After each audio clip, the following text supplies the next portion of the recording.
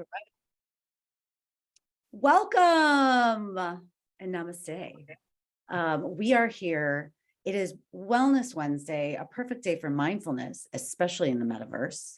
And I have incredible woman that I get to talk to for one full hour, and we definitely have to party after. So, I can sit here and tell you each one of these ladies have been in the tech industry pretty much since they were little kids in different ways, but maybe didn't realize it until they were older, and then found out, hey, I'm going into the metaverse, which happens to all of us. And, each one of these ladies are building in the metaverse, building worlds, building communities, building businesses, being a part of the business that's being built. And I can't wait till you get to meet them. So I'm going to start off with Paige Danziger. She brought this group together, and she's a dear friend of mine. We build worlds together. We started a lot of communities together. So, Paige is, she's got the longest list. I mean, recently just came from Reality Hack, was a Facebook community world leader, pretty much, and created a world in VR where people, it was the first one ever, where people could come in and build upon what she already created. So I'm going to let her talk about it because, museums are her specialty in the metaverse, but there's so much more. And it's so hard to just kind of summarize Paige. She's awesome. Okay, go. All right. Well, first of all, thank you, Nava, and all of the women, and Lisa Beyer for bringing incredible women, disruptive women together all day long.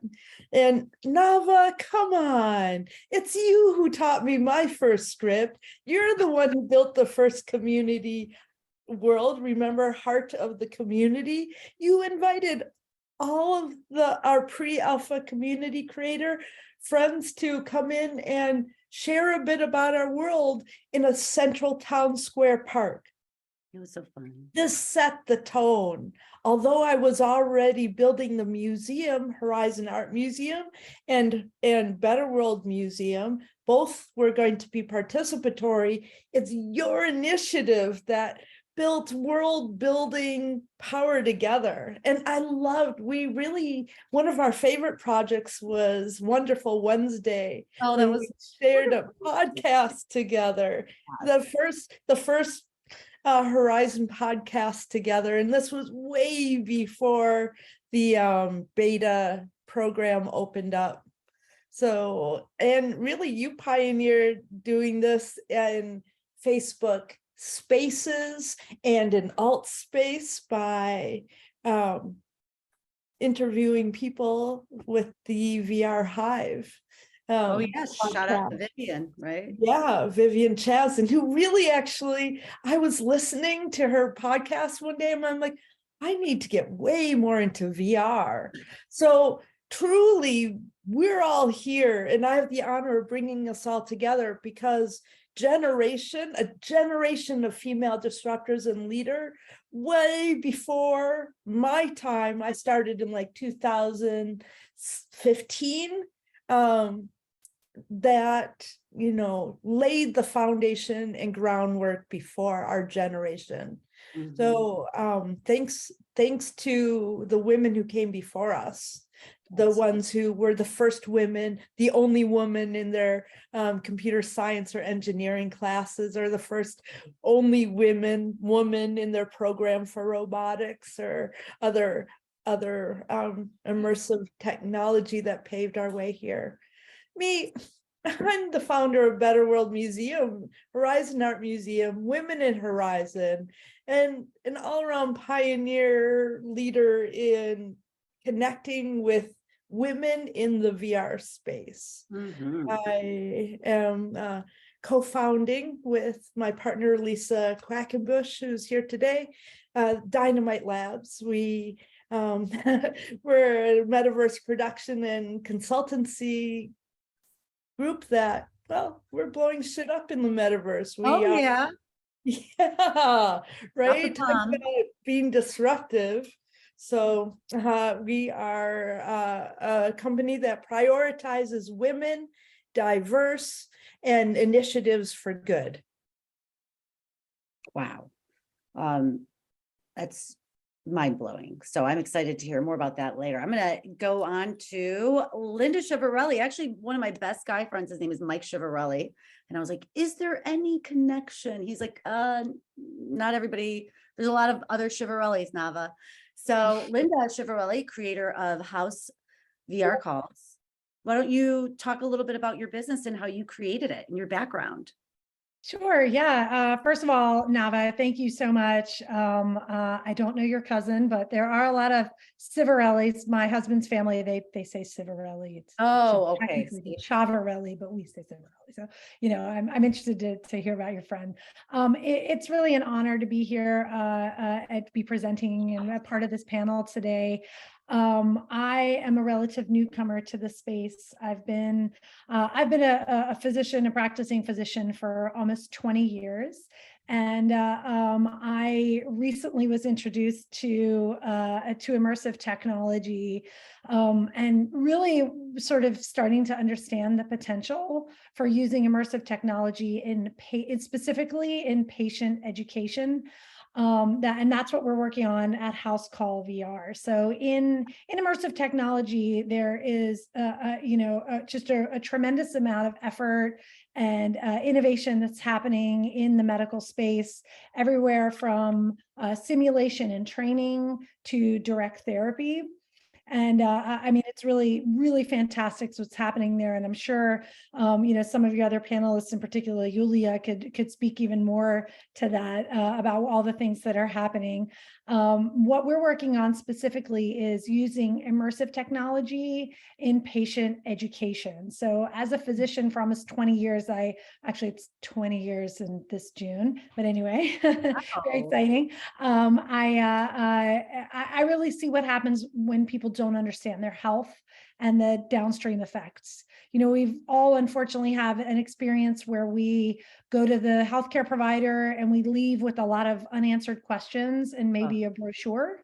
And we're sort of left to our own devices. What does this mean? What does this mean for me? What does this diagnosis mean? How can I manage this? What is this going to mean for me moving forward? So what we're working on at House Call VR is creating immersive solutions for healthcare providers to communicate more directly with their patients, sort of creating that universal language between patients and doctors. The way that I've been able to connect with Paige specifically is we're using the Horizon Worlds application as our sandbox. We're finding what works. You know, for me, I'm incredibly passionate about reaching people using immersive technology to create better health literacy. It's something that isn't necessarily prioritized in our healthcare systems today. So in whatever way I can do that, we've at House Call VR on the Horizon Worlds application, we've created games and spaces. We have healthcare providers actually have spaces on there that act like virtual reality websites. We've hosted the first public medical lectures in the Metaverse. One of which was a foot and ankle surgeon doing a talk from inside of the ankle, you know, like really sort of leveraging the immersiveness of the technology. Imagine being with an expert in their anatomical expertise, right? Have a diabetes expert within the pancreas, right? Like that's an opportunity for the public to interact with knowledge in a completely new way. We're in the process of developing our own standalone application so that maybe one day you'll go to the doctor and instead of a brochure or a pamphlet, you'll have an experience through House Call VR. That's incredible. I mean, you can really, that is curing anxiety from people who do get that last minute, hey, you've got this, here's your MRI results, figure it out. Like, that can really change the world. You're creating footprints. I work with a health and wellness company in Cleveland, Ohio, Zero Dow Club, and it's all about the mind, the body, and the soul. And you can't connect unless you understand all of the pieces that happen. So that's really incredible. So thank you for sharing that. And thank you for creating that. If somebody wanted to know more about House Calls VR, where would they go? So the best place to find us, obviously, we have a website. We do a lot of our work is public and on Facebook.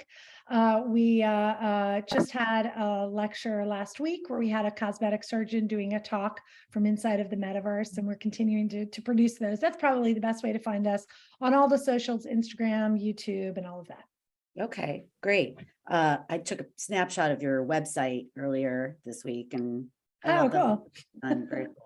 Arian, okay, here we go. I'm so excited. A few of us did connect before, and I just loved Arian's story, her background.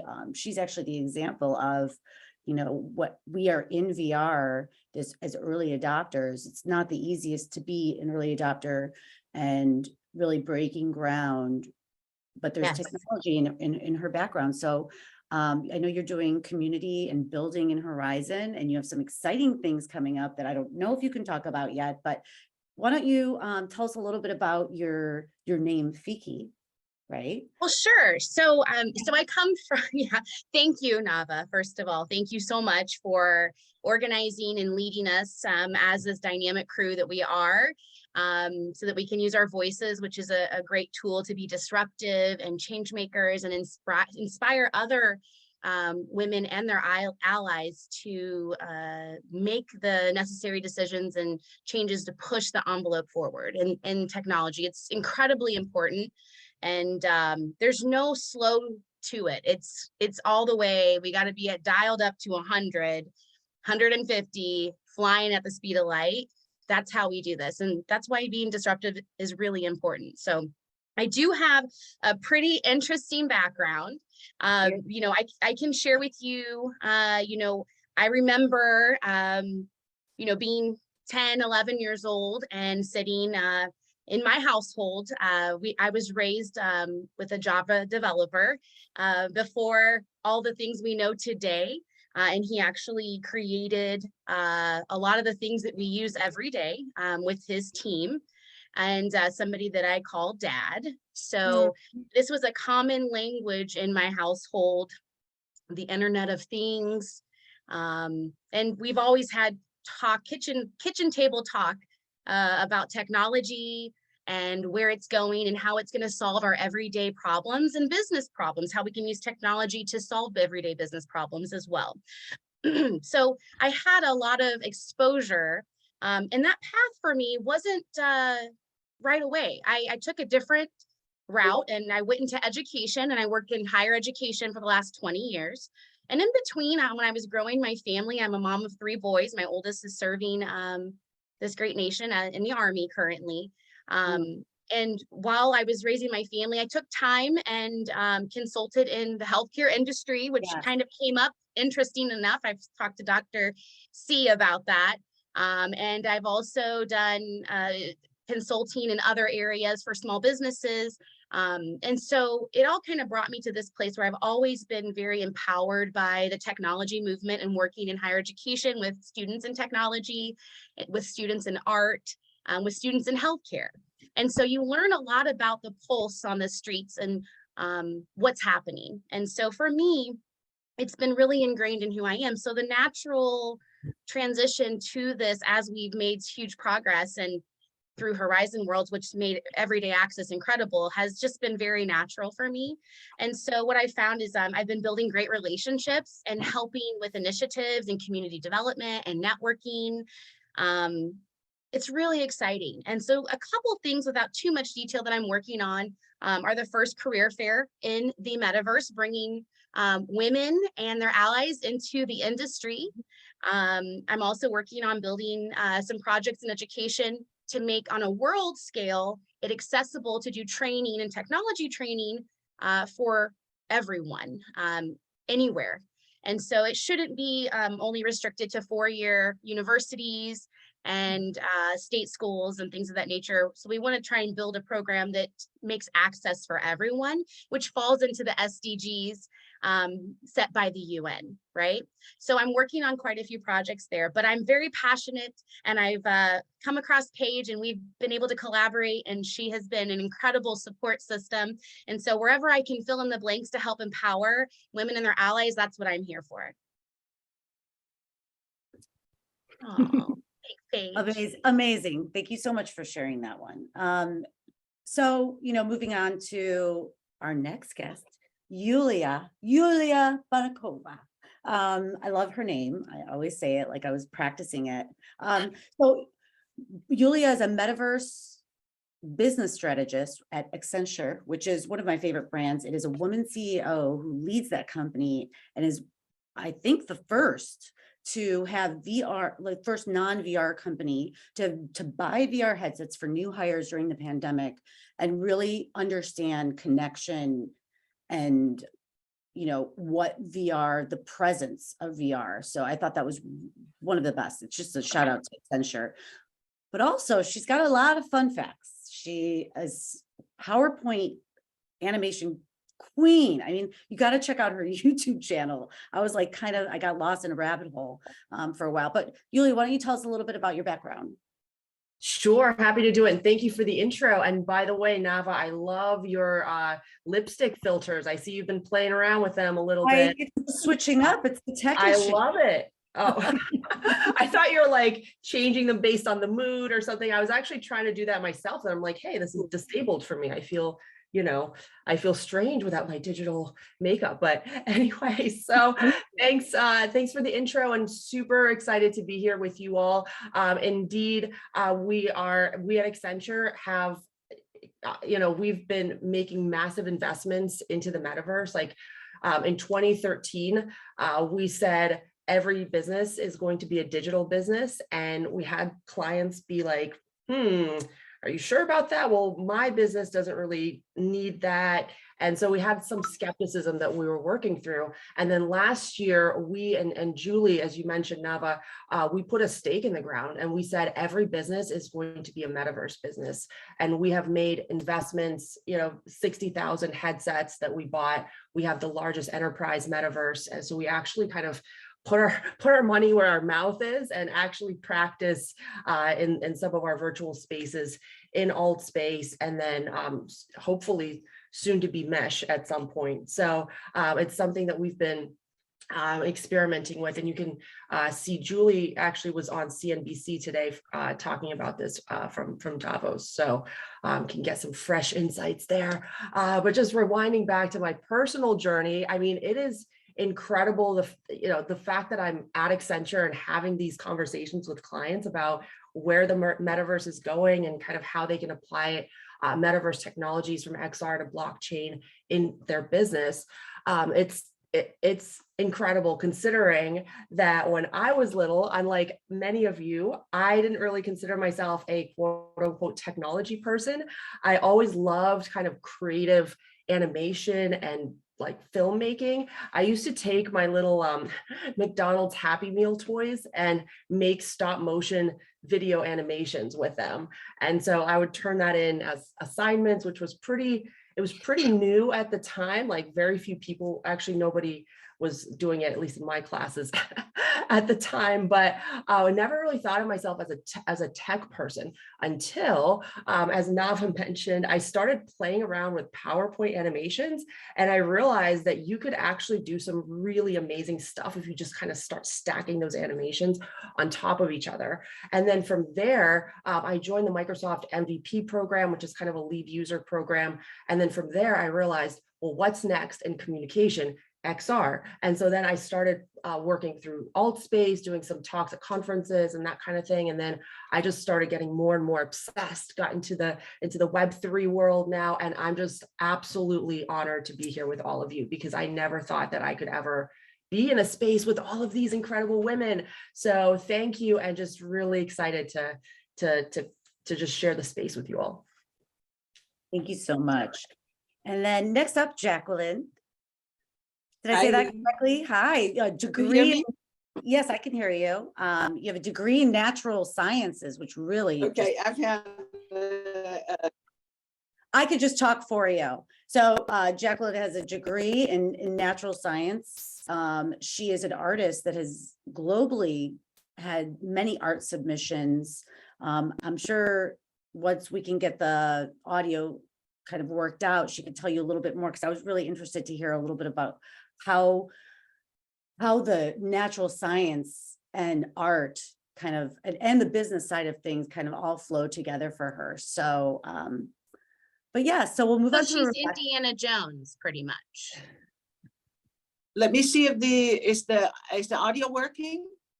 Yes. And Can then we you can hear move me? on. Yes. So we'll move It on may to, A little, yeah, it's a maybe a tough little one. spotty. I am in a very unusual place. Can you hear me? Is it okay if I talk? Yes. Okay. Okay. Well, very honored and very happy to be here.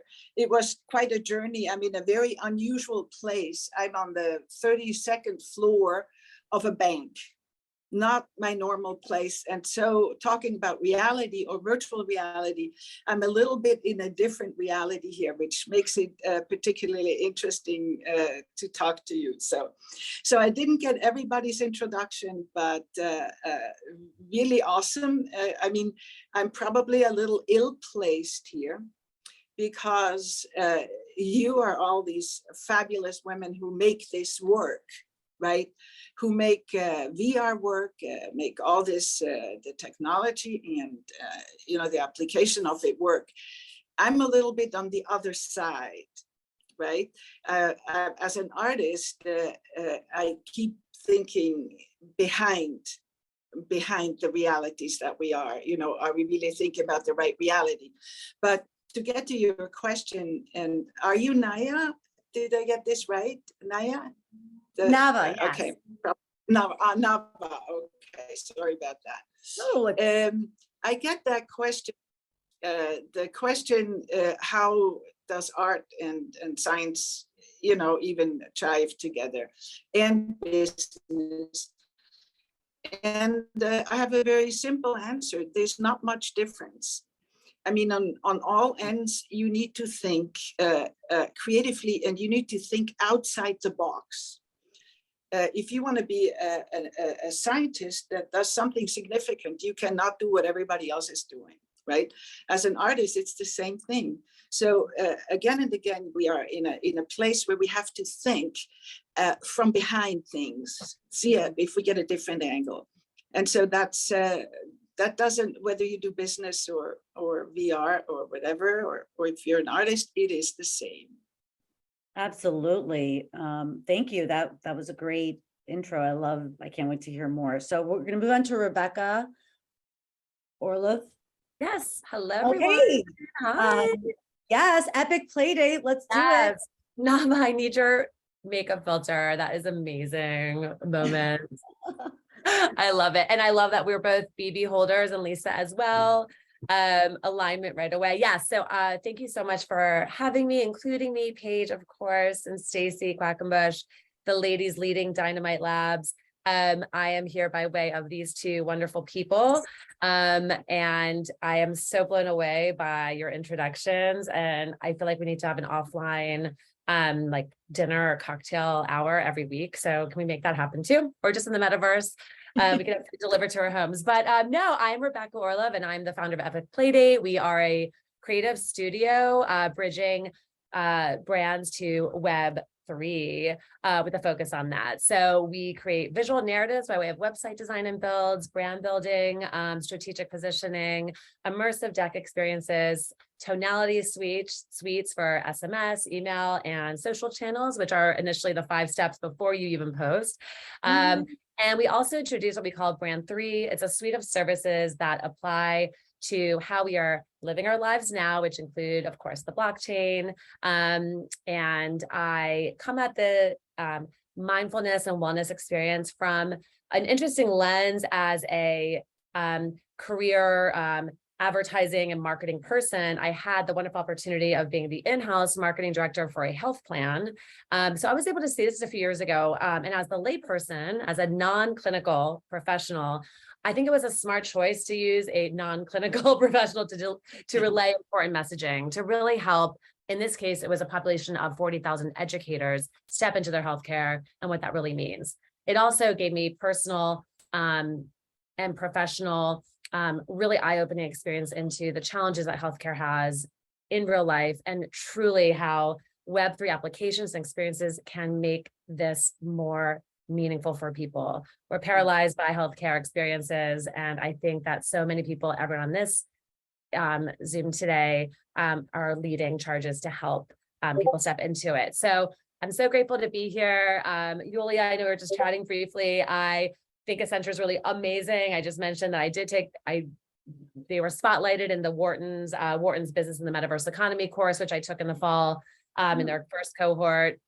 There was a lot of talk in the course about how Accenture did onboard the employees in a meaningful way. And so I look forward to connecting further to learn more about your experience, because I just love that so much. I think creating culture from the get-go in the work front is so powerful mentally and mindfully for employees to step into their roles and feel comfortable. So thank you for having me here. And I'm excited as well. I'm also a mom to a now 9-year-old, Gen Alpha. We are deep into 3rd grade and Gen Alpha, and towing the line between IRL and digital. We are like gymnastics, running around, and we're also like minting NFTs and like walled garden games. So it's the new world, and I want to create safe spaces for our kids to live inside of as well. So Absolutely. thank you for having me. Yes. Just did a talk with Pascal Dubé. You'll probably want to download that one for teenagers. Yeah, definitely. Thank you. Yeah. Okay, so zigazoo. All right, Web3 strategist, Dynamite co-CEO, I guess. Someone who's been in the Web3 industry for a while now. I love that she and Rebecca, that you'll find this interesting social network for kids. So Stacey, I'm not going to keep talking about you, because everything I hear about you from Paige is incredible. You're amazing. Stacey, go ahead. Tell us a little bit about your background. Wow, that was super kind of you. And I'm so inspired by everyone here. And I can't wait for our dinner parties in the metaverse to follow, because there's so much I want to ask every one of you.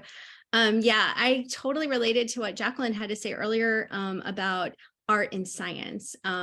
I studied both computer science and fine arts, and I never felt completely comfortable in either world, but I feel really comfortable at the intersection. I ended up building immersive entertainment complexes. I was one of the founders of Wisdom in downtown LA, 35,000 square feet of immersive entertainment, 360 fully projection mapped geodesic domes. We have 5 of them on the property with AR and VR integrations in a campus-like setting. And that was one of the first places for me where mindfulness was really pinpointed and emphasized, because when you are working with a 900 person capacity dome and 360 projections and spatial sound, you are affecting people's neurology. And so when you create content, it is your responsibility to be aware of how you're affecting people and the brain states that you're creating, because you are. So that was a really impactful moment for me, as I had about 6 of those in development, entertainment complexes of that size when COVID hit. When COVID hit, I took my powerful teams and founded Vision Rave. And at Vision Rave, we created virtual world experiences for the electronic music industry, really taking the path of concerts and bringing it into movies, into storytelling, being very aware of how both music and visuals create brain states, inspire moods, and create consciousness. We worked very closely with the artists. We created process IP, which allowed us to get content to market in 12 to 14 weeks, as opposed to 6 to 8 months. In that moment, Web3 was really burgeoning. And I saw the need as the CEO to put our content on chain, to tokenize ticketing, to create really robust in-metaverse experience with NFTs. After that, I went to Zigazoo, where Zigazoo is the world's largest social media app for kids. And I was brought on at a time where they were doing 3 NFT drops in 30 days to kids and parents. Oh my and gosh. In that moment, especially as a mom, I'm a mom of twin children on the autism spectrum. It became evident to me that what we were doing here is not just dropping NFTs. We were educating both kids and parents. We were educating the brand partners that we were a part of. We were extending the possibility for utility, community, and memberships with long-term ROI. So I came at it from that perspective and really pioneered Web3 education for that brand. And that's where I met the lovely Rebecca Orlov, who had Meta Mamas. And we have since been working together on initiatives to educate parents and children, because these are tools for their future and the future is now. So let's not hesitate. Let's not wait. Let's start that education process and integrate it in everything that we do. From there, I went to Alt Ethos, and based upon my experience with Vision Rave, putting content on chain with robust NFT integrations, tokenization of assets, I worked very closely with Paige Danziger with a lot of brands across verticals, everything from education to robotics to museums to the film industry, on how we can expand what is being done in the metaverse. Because prior to that moment, there were a lot of metaverse activations that were marketing plays. And what Paige and I were really aware of is this idea that it is a long-term asset set that we're building, that there's a multi-dimensional product to be had that is not only consumer facing, it supports the enterprise of the entity, and that there are many facets by which to build a metaverse. So these kinds of ideas and partnerships that Paige and I were forging became the foundation for Dynamite Labs and our current thinking and explorations there. And yes, we figured if we're going to do this, if we're going to be builders, thinkers, makers, doers, we're going to do it with priorities and a value system built in from the start, another way of being mindful. So diversity, women focused, long-term asset building, all of primary considerations for us. Amazing. Everybody's got such a great background. We've got 20 minutes to kind of get into some good stuff. So can every one of you, we'll start with, I've been going sort of, the Brady Bunch or that Hollywood Squares thing. I've been starting to the left of me, or I guess to my digital left. So Dr. Linda, Dr. C, I guess they've been calling you. Why don't you share a tip for women, or if you can share a tip for women, where that are entering the space or in the space and they're trying to get have a little bit of mindfulness and incorporate into whatever they're building. What is something you would share with them? I mean, I really love that question. The idea of a mindful metaverse, I think, goes far beyond even, our mental health. Obviously that's sort of always my focus. But the one thing that I hope to see more of is a user-centered experience where we start everything that we do webinars in my account with that endpoint in mind. What is it? In our case, you miss them, right? What is it going to feel like for a patient who's been newly diagnosed with a... Okay, go ahead. Sorry, keep going. Okay. What I was saying is capturing the wonder of that experience and how amazing that is, and leveraging that for good, not just for necessarily for commercial endeavors, but also for the greater good, right? Like all of the things that we're working on, Paige and Stacy, and I mean, it's really amazing what is possible in these spaces. So the one thing that I would say is going from the user experience, always imagining that is a great design principle that we always try to stick with. Incredible. I wish we could we need to have this as a guide after, because those are so many good sound bites. Paige Danziger, why don't you go next? Well, I've been really thinking a lot about, while I was at the MIT hackathon, Sultan Sharif, one of the lead organizers of the event, talked about building brave metaverses. And I really loved this idea.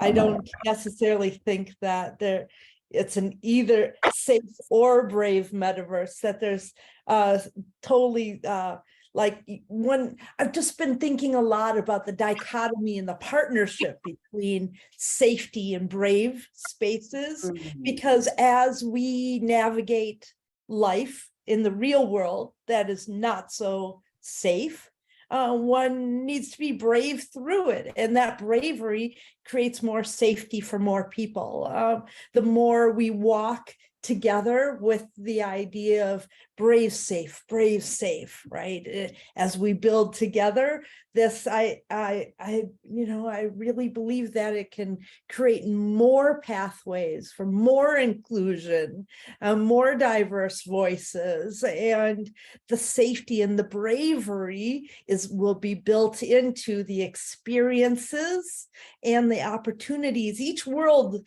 or DAO or Metaverse platform can be, this place where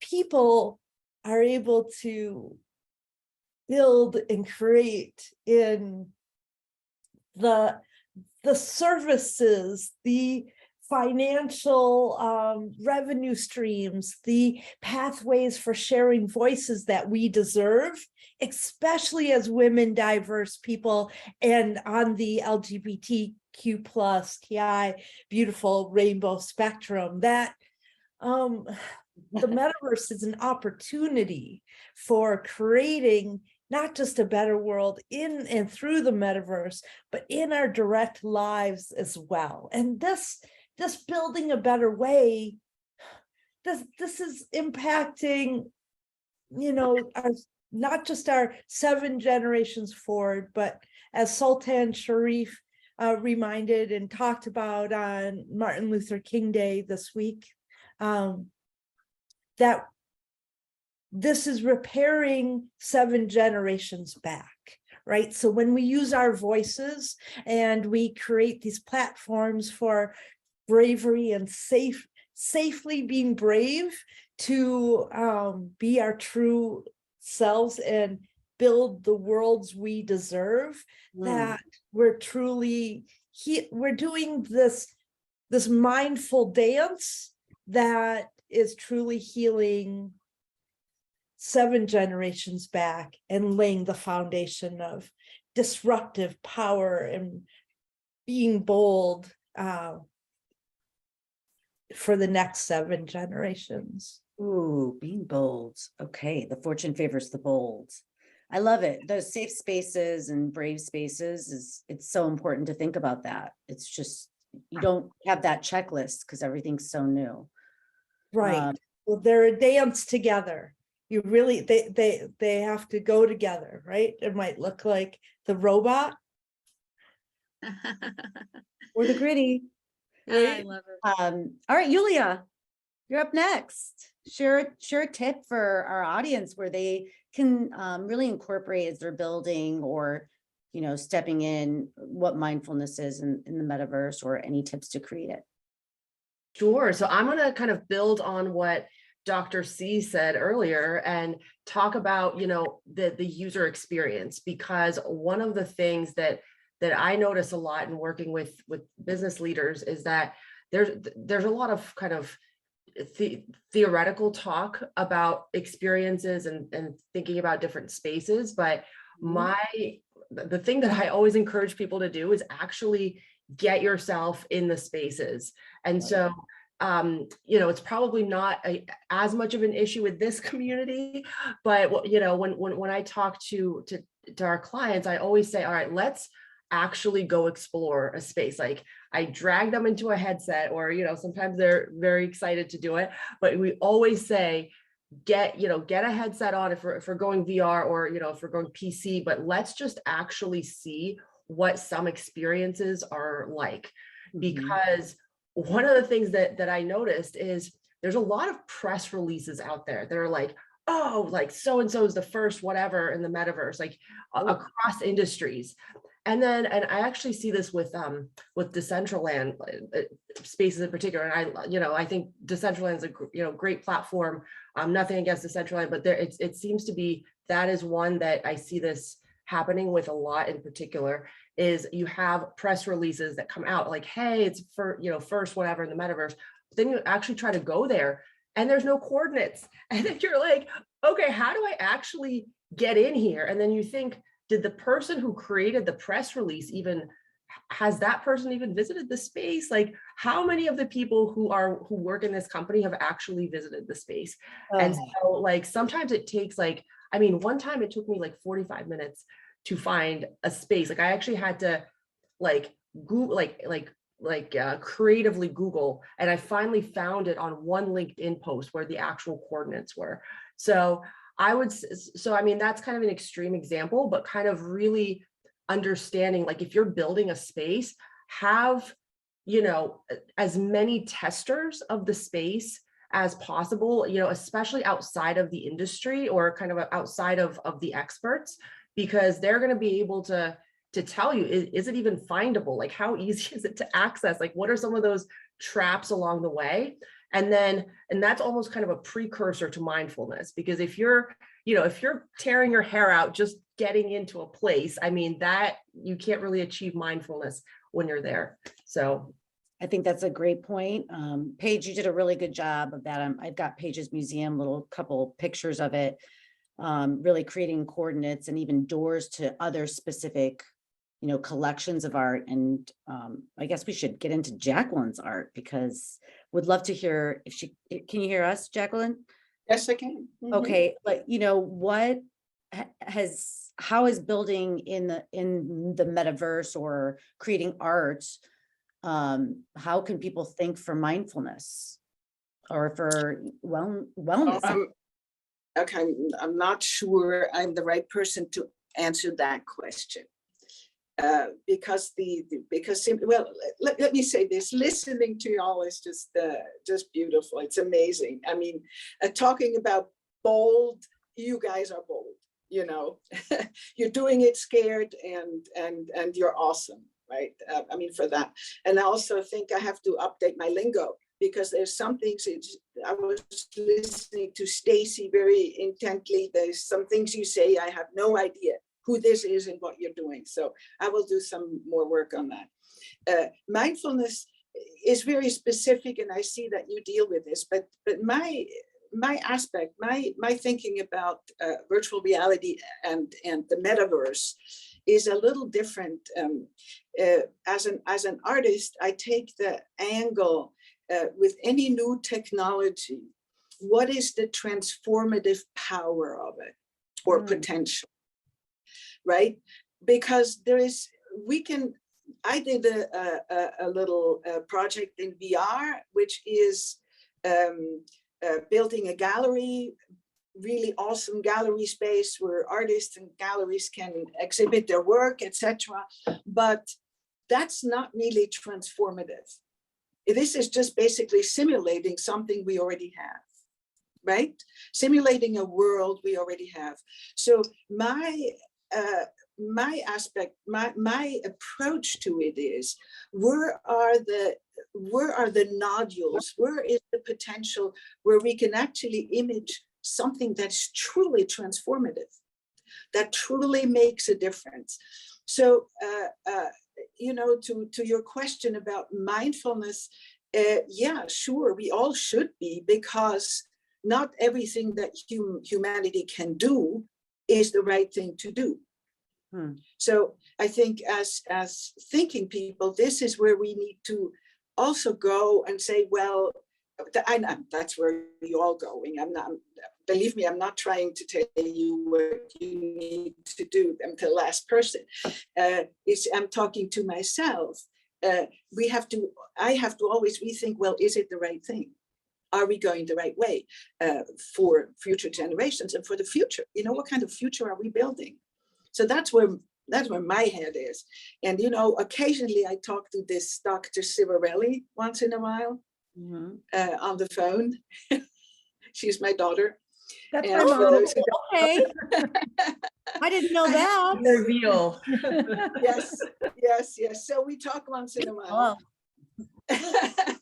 And we have some amazing conversations, and usually we definitely come from different from different angles, but usually we have a pretty good, well, you talk about it, Linda, but we have a pretty good place where we meet. I can't believe this was breaking for me, because the doctor, the artist, the art and science, I love everything about it. I almost want to just ask a million questions, but I want everyone to have a chance to talk. So Rebecca, we're going to go to you. This is incredible. I can't believe.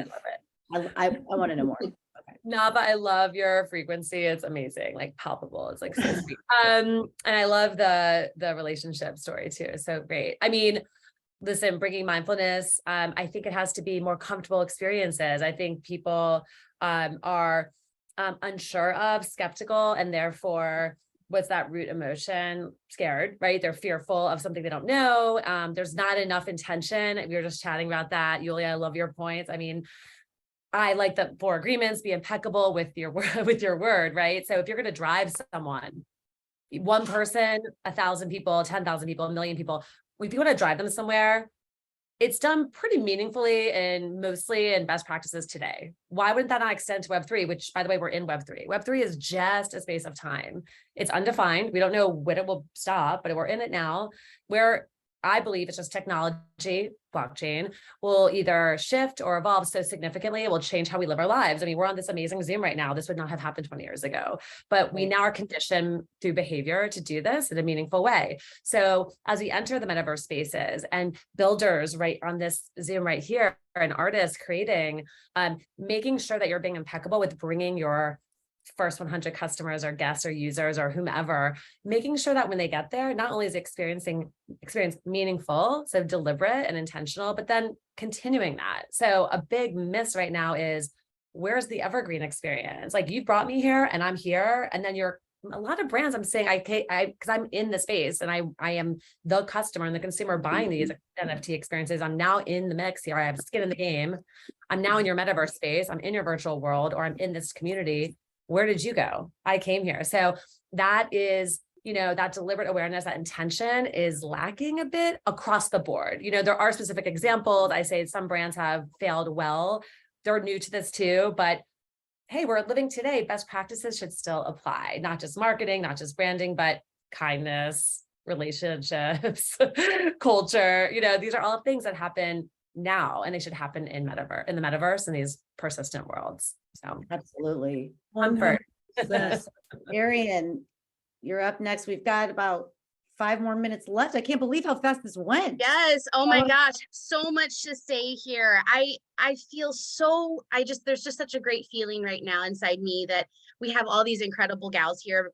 I want to push back a little bit and listen, as a person of color, okay,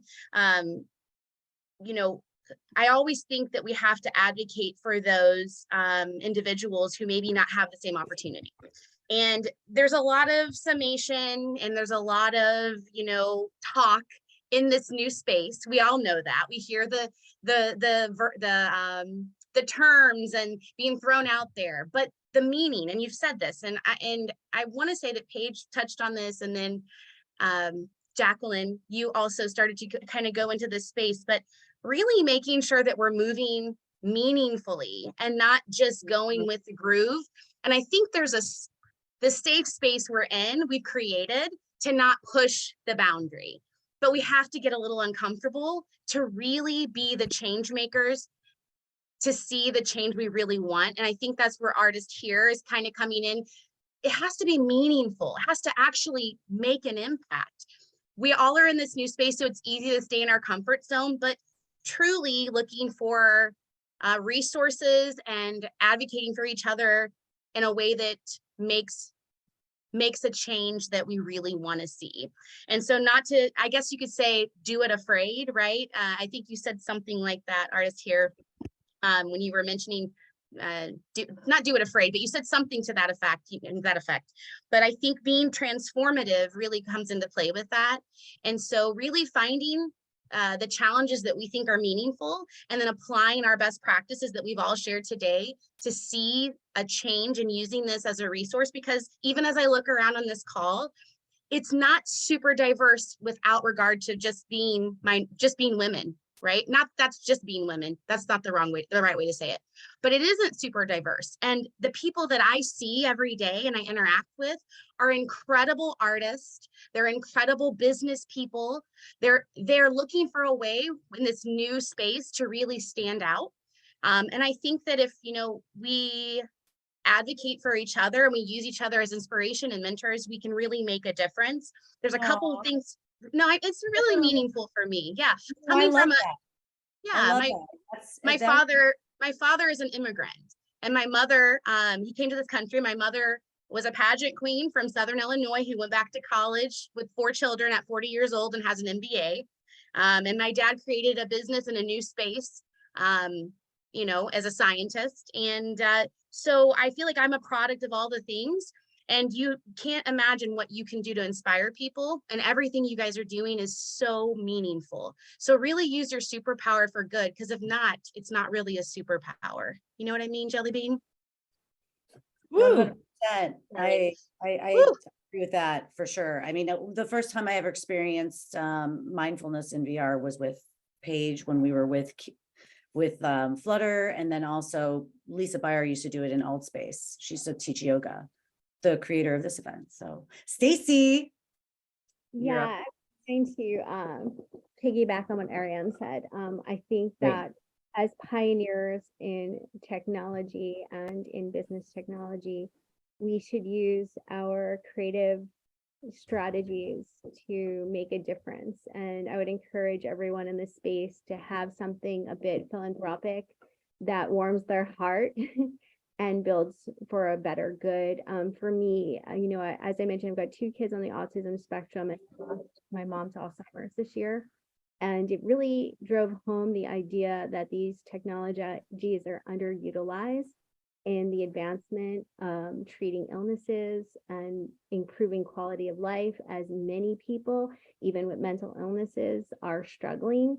We've got these tools. So accessibility, diversity, and inclusion are paramount. And the more that we can spread this message to the larger corporations who can help fund, and also the governments who can help increase outreach, the better off we are. And as women, we talked about jokingly getting together for a dinner party or cocktail in the metaverse, but we need to organize and stay committed towards that as a goal, that we are not willing to relent until it gets accomplished. I love it.